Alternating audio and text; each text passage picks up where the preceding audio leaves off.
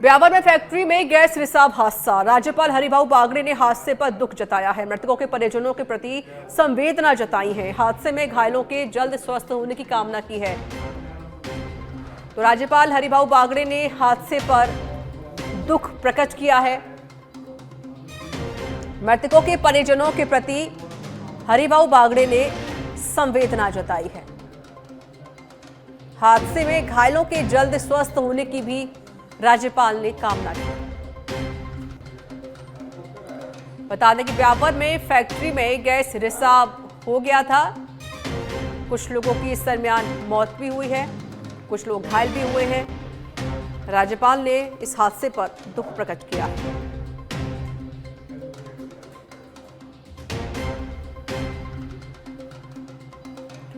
मुख्यमंत्री भजनलाल शर्मा के मार्गदर्शन और डिप्टी सीएम दिया कुमारी के निर्देश पर राज्य कर्मचारियों की 1 अप्रैल 2025 को 22,535 राज्य बीमा पॉलिसियां परिपक्व हुई, जिनके ऑनलाइन प्राप्त दावों का विभाग द्वारा चलाए जा रहे अभियान में 100% निस्तारण कर लगभग 2,389.37 करोड़ रुपए का भुगतान बीमादारों के बैंक खातों में सीधे ही स्थानांतरित किए गए।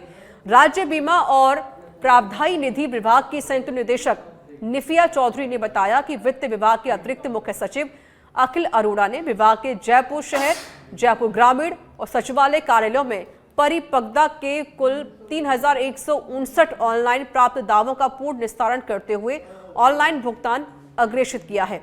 राज्य बीमा और प्रावधायी निधि विभाग की निदेशक हेम पुष्पा शर्मा और संयुक्त शासन सचिव वित्त बीमा धनलाल शेरावत ने अभियान से जुड़े सभी अधिकारियों और कर्मचारियों को इस सफलता के लिए धन्यवाद दिया। सीकर से आपको बड़ी खबर बता देते हैं। सदर थाने के उद्घाटन कार्यक्रम में आईजी और विधायक के बीच बहस हो गई है। विधायक वीरेंद्र सिंह और जयपुर आईजी रेंज अजयपाल लांबा के बीच बहस हुई। विधायक प्रत्याशी के उद्घाटन फीता काटने को लेकर दोनों के बीच बहस हुई है। आईजी ने गजानन कुमावत को फीता काटने के लिए कैंची दी तो वीरेंद्र सिंह ने कहा, कौन है ये? बहस के बाद विधायक वीरेंद्र सिंह कार्यक्रम में शामिल हुए, बिना ही वापस लौट गए। आईजी और विधायक वीरेंद्र सिंह की बहस का वीडियो वायरल भी हो रहा है। खाटू श्याम जी सदर थाने के उद्घाटन कार्यक्रम का वीडियो बताया जा रहा है।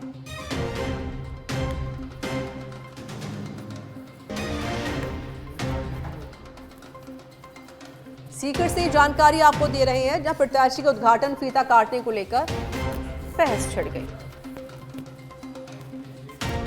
आईजी और विधायक के बीच बहस हुई।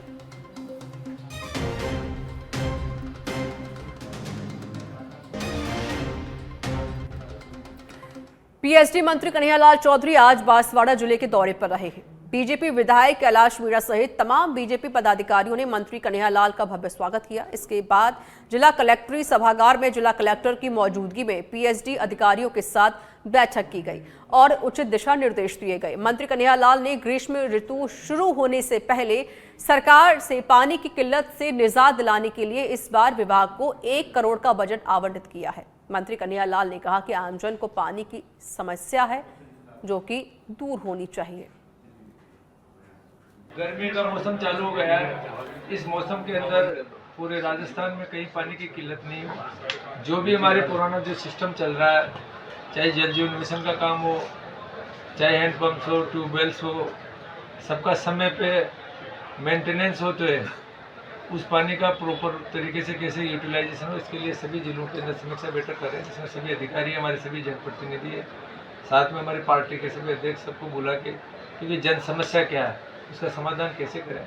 गर्मी के अंदर ट्यूबवेल्स हैंडपम्प्स के अलावा कहीं पे में आवश्यकता पड़े तो कहीं पानी का परिवहन करना पड़े तो उसकी व्यवस्था करेंगे। हमारे मुख्यमंत्री जी ने कंटिजेंसी के लिए लगभग 150 करोड़ रुपए हमने राशि जारी भी कर दी है। सभी जिला कलेक्टर्स को जो पहले 50-50 लाख देते थे गर्मी के सीजन के लिए, इस बार उनको 1-1 करोड़ रुपए की राशि जारी कर दी है। मकसद एक ही है कि किसी भी तरह से लोगों को पानी के पीने की दिक्कत नहीं आए। जयपुर के विवेकानंद ग्लोबल यूनिवर्सिटी के विधि विभाग ने आज से 10 दिवसीय शोध पद्धति पाठ्यक्रम का शुभारंभ हुआ। इस पाठ्यक्रम का आयोजन Indian council for social science research की ओर से प्रायोजित किया गया। यह कार्यक्रम विश्वविद्यालय के शोधकर्ताओं, संकाय सदस्य और विधि के छात्रों के लिए आयोजित किया गया है ताकि वे शोध कार्य के विभिन्न पहलुओं को समझ सकें और अपने शोध कौशल को विकसित कर सकें। कार्यक्रम के पहले दिन विश्वविद्यालय के कुलपति प्रोफेसर डॉक्टर एन.डी. माथुर ने उद्घाटन भाषण दिया। उन्होंने शोध के महत्व पर प्रकाश डाला और कहा कि आज के समय में शोध कार्य न केवल अकादमिक जगत में बल्कि समाज में बदलाव लाने के लिए भी अत्यधिक महत्वपूर्ण है। यह पाठ्यक्रम छात्रों और शोधकर्ताओं को शोध की विधियों को बेहतर ढंग से समझने और लागू करने के लिए मार्गदर्शन प्रदान करेगा। वहीं विश्वविद्यालय के प्रति कुलपति प्रोफेसर डॉक्टर डी.वी.एस. भगवानुलू ने कहा कि पाठ्यक्रम में शोध के विविध पहलुओं पर चर्चा की जाएगी। कार्यक्रम में मुख्य अतिथि के तौर पर हरिदेव जोशी, पत्रकारिता एवं जनसंचार विश्वविद्यालय के कुलपति प्रोफेसर डॉक्टर सुधीर राजीव ने भी शिरकत की। जन स्वास्थ्य एवं अभियांत्रिकी एवं भूजल विभाग मंत्री कन्हैयालाल प्रतापगढ़ दौरे पर पहुंचे। उनके आगमन पर भाजपा जिला अध्यक्ष महावीर सिंह कृष्णावत, नगर मंडल अध्यक्ष उत्सव जैन सहित भाजपा कार्यकर्ताओं ने सर्किट हाउस पर स्वागत किया। कार्यकर्ताओं ने मंत्री का माल्यार्पण कर अभिनंदन किया और जिले में चल रही जन स्वास्थ्य योजनाओं पर चर्चा की। मंत्री कन्हैयालाल ने सर्किट हाउस में विभागीय अधिकारियों के साथ समीक्षा बैठक भी की।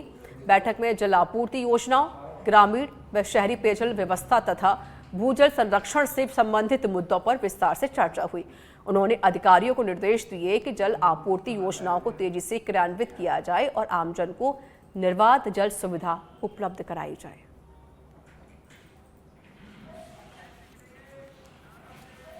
पाली के सुमेरपुर में मुख्यमंत्री भजन लाल शर्मा के जरिए फार्मर आईडी बनाने को लेकर शिविर आयोजित किया गया, जिसके तहत किसानों का डेटा बैंक तैयार करने के लिए फार्मर आईडी बनाने का कार्य सुमेरपुर उपखंड क्षेत्र में पूरा हो चुका है।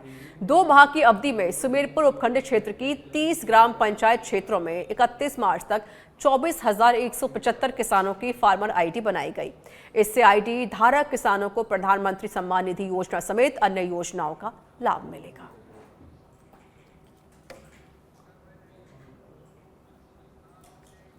भरतपुर के कामा थाना क्षेत्र में घर में घुसकर अंधाधुंध फायरिंग के मामले में घायल 7 माह की बच्ची किट्टू की दर्दनाक मौत हो गई है। घायल बच्ची की मां का जयपुर के एसएमएस अस्पताल में उपचार जारी है। कामा थाना पुलिस ने कुछ लोगों को हिरासत में लेकर पूछताछ भी की गई है। साथ ही अन्य आरोपियों की तलाश पुलिस कर रही है। परिजनों की ओर से सभी मामला दर्ज नहीं कराया गया है। कामा सीओ धर्मराज चौधरी ने बताया कि कामा कस्बा स्थित तीर्थराज विमल कुंड स्थित बड़ी परिक्रमा मार्ग पर आपसी रंजिश को लेकर 15 से 20 लोगों ने बंटी गुर्जर के घर में घुसकर ताबड़तोड़ फायरिंग कर दी थी, जिसमें उसकी एक 7 माह की बच्ची किट्टू और पत्नी सोनिया गोली लगने से घायल हो गए।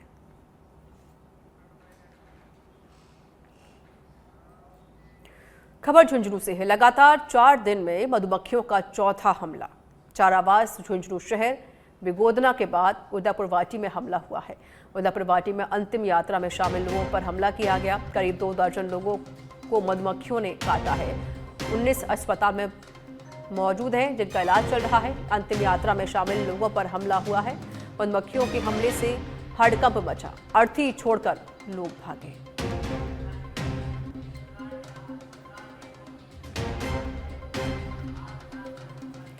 सीकर के नवरात्र में मां जीड़ भवानी के दरबार में लगातार भक्तों की भीड़ उमड़ रही है। आज तीसरे दिन माता के विभिन्न राज्यों से लाई गई चुनरी पहनाई गई। जीड़ भवानी के दरबार में सुबह से ही लगातार भक्त लाइनों में लगकर दर्शन कर रहे हैं। मंदिर पुजारी ने बताया कि जैसे जैसे नवरात्र का पर्व परवान पर होगा, वैसे वैसे मंदिर में भक्तों की संख्या बढ़ती जाएगी। को बता दूं, विश्व के प्रमुख शक्तिपीठों में से जीर्ण माता शक्तिपीठ एक मुख्य पीठ है और यहाँ पर नवरात्रा पर भक्तों की संख्या है वो बढ़ जाती है। दूर दराज से है भक्त है, अपने परिवार के साथ है, माता के दीदार के लिए आते हैं और ऐसा कहा जाता है कि नवरात्रा में माता के दीदार होने पर हर भक्तों की मनोकामना पूर्ण होती है।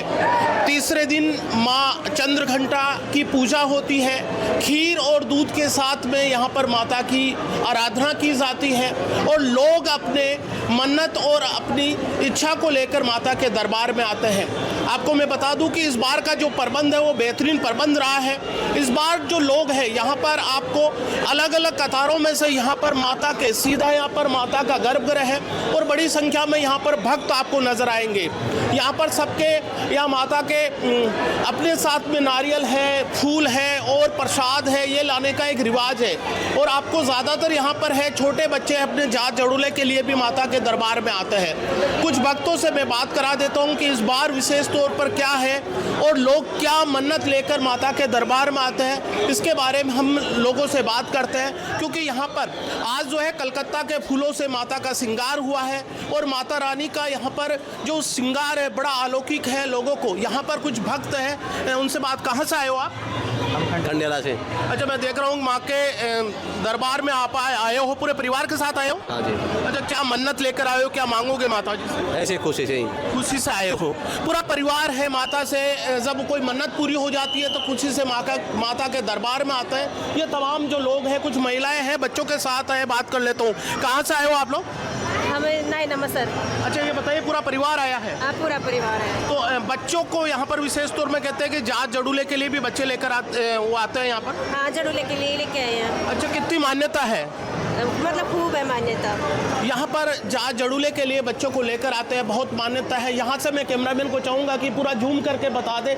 यहाँ से अलग अलग कतारों में भक्त आते हैं, लाइन टू लाइन यहाँ पर जाते हैं और सामने गर्भगृह है, वहाँ पर माता के दीदार होते हैं और भक्त अपनी मन्नत मांगते हैं। नवरात्रा का तीसरा दिन है और आज माता का एक जोड़ा आया है, बात कर लेता हूँ। कहाँ से आए हो? जयपुर से। अच्छा, मैं देख रहा हूँ कि सिर पर है माता का नारियल है, चुनरी है। क्या मन्नत रहेगी माता से? जो मन्नत मांगी है वो मन में रखते हम लोग। वो मन में रखा है। ऐसा कहा जाता है कि चैत्र नवरात्रा में माता के दीदार हो जाए तो मन्नत की पूरी होती है, मनोकामना पूरी होती है माता की। आज परिवार के साथ आए हो, कितनी मान्यता है जीण माता की? बहुत मान्यता है। यहाँ पर परिवार के साथ लोग आ रहे हैं, मान्यता है। एक गुड़िया है, उनसे भी बात कर ले। तो माता का ये बांध रखा है, क्या माता रानी से क्या दीदार रहेगा? ये तमाम है, छोटे बड़े सारे भक्त हैं माता के यहाँ पर आते हैं। और इस बार जो है यहाँ पर विशेष तौर पर है जो प्रबंध का मैं बार बार सराह रहा हूँ। कुछ यहाँ पर मैं देखता हूँ माता रानी के दरबार में है, इस बार भक्तों की संख्या है वो मैं देखता हूँ व्यवस्था समुचित है और लगातार संख्या बढ़ रही है भक्तों की। इस बार क्या व्यवस्था है? व्यवस्था तो बहुत बढ़िया बनाई है इन लोगों ने, पुजारी गणों ने और व्यवस्थापकों ने। संख्या लगातार बढ़ रही है।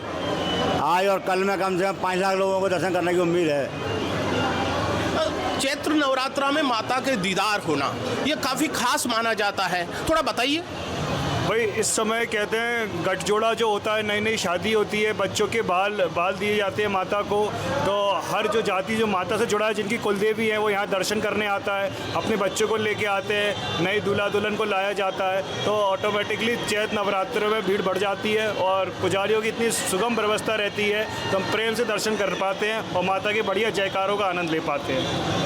कितनी मान्यता रहे? मैं विशेष तौर पर माता के भक्त ग्वालियर से आए हैं, माता का यहाँ पर पाठ कर रहे हैं और बड़ी दूर से आते हैं, यहाँ पर बैठते हैं, माता को यहाँ स्मरण करते हैं, माता के लिए अपने जो भी मन्नत है वो माता से यहाँ पर बैठकर है अरदास करते हैं। ये तमाम जो भक्त हैं यहाँ पर आप देख सकते हो, ये पूरी व्यवस्था है। कुछ यहाँ पर सिक्योरिटी की है, वो भी पूरी व्यवस्था कर रखी है।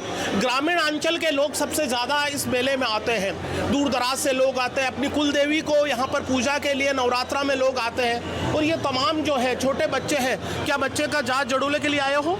नहीं, दूसरी बार आए। दूसरी बार आए हो तो खासी मान्यता है। कौन से गांव से आए हो? मैं खाटू श्याम जी के पास में आवास पड़ता है। अच्छा, खाटू श्याम जी के दर्शन के बाद में माता जी के दर्शन के लिए आ गए हो? हाँ, नहीं, खाटू श्याम जी तो हमेशा आते जाते ही रहते हैं। अच्छा। ये हमारे गांव से 50-60 किलोमीटर दूर रह जाता है। कितनी मान्यता है यहाँ की? बहुत सारी मान्यता है, बहुत दूर दूर से लोग आते हैं। पूरे भारत में दूर दूर से आते हैं लोग। दूर दूर से लोग आते हैं, बहुत मान्यता है। यहाँ पर देख लीजिए, ये तमाम जो है लोग हैं, यहाँ से आने के बाद में ये सीधे जीण माता के दीदार के लिए जाएंगे और यहाँ पर माता रानी के हैं, यहाँ पर गर्भगृह में जाकर माता रानी से मन्नत मांगेंगे।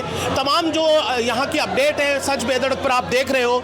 और माता रानी के यहाँ पर माता रानी के दीदार के लिए जो भक्त आते हैं वो माता रानी से दर्शन के बाद में मन्नत मांगते हैं। और यहाँ पर सबके चेहरे पर आपको खुशियाँ नजर आएगी, क्योंकि माता रानी की अपनी एक मान्यता है। चैत्र नवरात्रा में एक विशेष दर्शन को महत्व दिया जाता है, लोग दूर दराज से यहाँ पर आते हैं।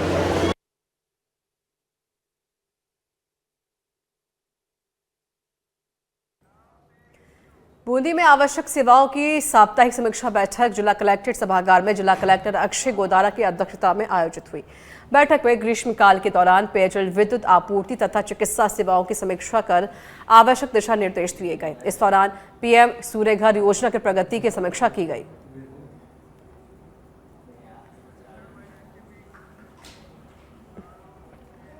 जोधपुर में नाबालिग से यौन दुराचार के आरोप में जीवन के अंतिम सांस तक जेल की सजा काट रहे आसाराम को हाईकोर्ट की ओर से दी गई 3 महीने की पैरोल अवधि 31 मार्च को समाप्त हो गई।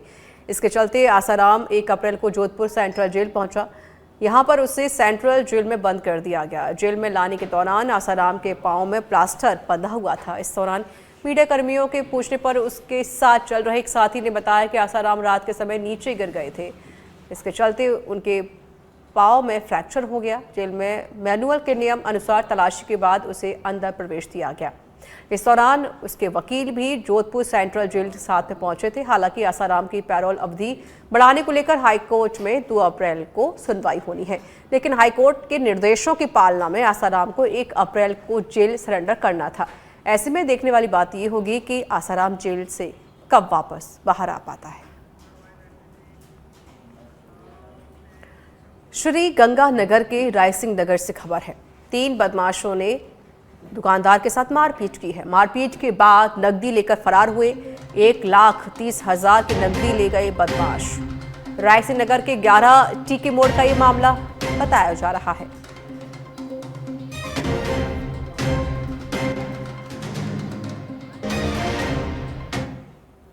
मैं दुकान पर बैठा था, वहाँ पर 3 जने मुंह ढककर मेरी दुकान पर आए और मेरी जेब से मेरे हाथ पैर पकड़कर मेरे को मारने पीटने लगे। और उसमें जेब में 1,33,500 रुपये थे, वो निकाल कर ले गए। और मैंने उसे शटर बंद करके भाग गए। वो मैंने बहुत कोशिश की पर वो मेरे पकड़ में नहीं आए। कोई संदिग्ध आपको लग रहा है? कोई नहीं, 3 जने मुँह ढका, वो टी-शर्ट पहनी हुई थी लंबी वाली, मुँह ढक रखा हुआ। डूंगरपुर जिले के कुआ थाना क्षेत्र में चाइल्ड हेल्पलाइन, सृष्टि सेवा संस्थान और पुलिस ने संयुक्त रूप से कार्रवाई करते हुए एक बाल विवाह रुकवा दिया है। दुल्हन के नाबालिग मिलने पर पुलिस ने परिजनों को पाबंद करते हुए बाल विवाह रुकवा दिया। साथ ही बारात बेरंग लौटा दी गई। पुलिस ने परिजनों को लड़की के बालिग होने पर ही शादी करने के लिए पाबंद किया है। जिले के बाल अधिकारिता विभाग के सहायक निदेशक कल्पित शर्मा ने बताया कि डूंगर सागर पंचायत के गांव में एक नाबालिग की शादी की सूचना चाइल्ड हेल्पलाइन 1098 पर मिली थी। इस पर चाइल्ड हेल्पलाइन के समन्वयक मेहुल शर्मा ने पुलिस प्रशासन और सृष्टि सेवा समिति को सूचना दी। इस पर सभी टीम एक साथ गांव पहुंची। दिनांक 31 मार्च 2025 को डूंगरपुर जिले में संचालित चाइल्ड हेल्पलाइन 1098 को ये सूचना प्राप्त हुई कि चिखली के कुआं थाना क्षेत्र में एक बाल विवाह करवाया जा रहा है। तत्काल चाइल्ड हेल्पलाइन के समन्वयक मेहुल शर्मा ने संबंधित थाना प्रभारी एवं सृष्टि सेवा समिति तथा विभाग का सहयोग लेते हुए वहां पर पहुंचकर स्थल पर पहुंचकर इस घटनाक्रम की जांच की। जांच में यह पाया गया कि वास्तव में वो बाल विवाह ही करवाया जा रहा था। ऐसी स्थिति में जिला प्रशासन, संबंधित पुलिस थाना, सृष्टि सेवा समिति